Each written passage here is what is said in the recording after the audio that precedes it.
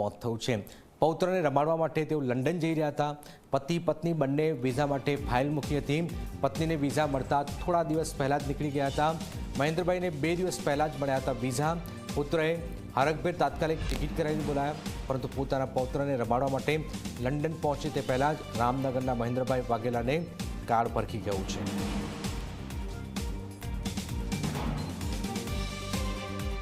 અમદાવાદમાં થયેલી plane crash દુર્ઘટનામાં આણંદ જિલ્લાના 33 લોકોના મોત નીપજ્યા છે। આ ઘટનાને લઈને અનેક પરિવારોમાં શોકની લાગણી છવાઈ ગઈ છે। જ્યારે રામનગર ગામની વાત કરવામાં આવે તો રામનગર ગામના જે ભાઈ હતા તે પોતાના દીકરાને મળવા માટે જઈ રહ્યા હતા અને ત્યારે આ અકસ્માતની જે ઘટના બની છે તેમાં તેમનું મોત નીપજ્યું। તેમની સાથે પરિવારના તેમના ભાઈ આપણી સાથે છે, તેમની સાથે વાત કરીશું।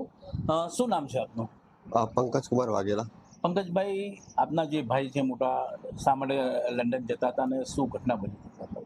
એમનો જે સન હતો એમને મળવા માટે જતા હતા અને એમને ત્યાં એક ડોટર જન્મી હતી જેને જોવા માટે જતા હતા। ક્યારે નીકળ્યા હતા અને તમને ક્યારે જાણ થઈ?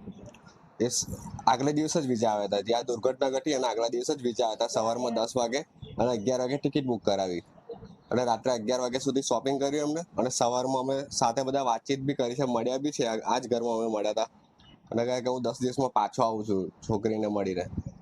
પ્લેન ક્રેશની ઘટનાની જાણ તમને ક્યારે થઈ? અમને લગભગ 2-2:30 વાગ્યાના 3 વાગ્યાના આજુબાજુ થઈ, 2:30-3 વાગ્યાના આજુબાજુ।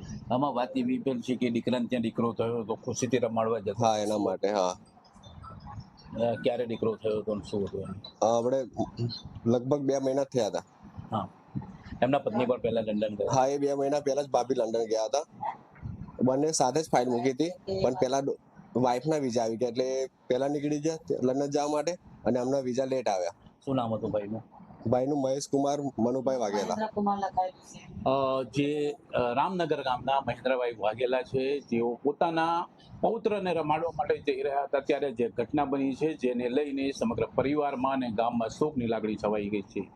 બુરહાન પઠાણ, જી મીડિયા, આણંદ। અમદાવાદમાં પ્લેન ક્રેશમાં કચ્છનો પરિવાર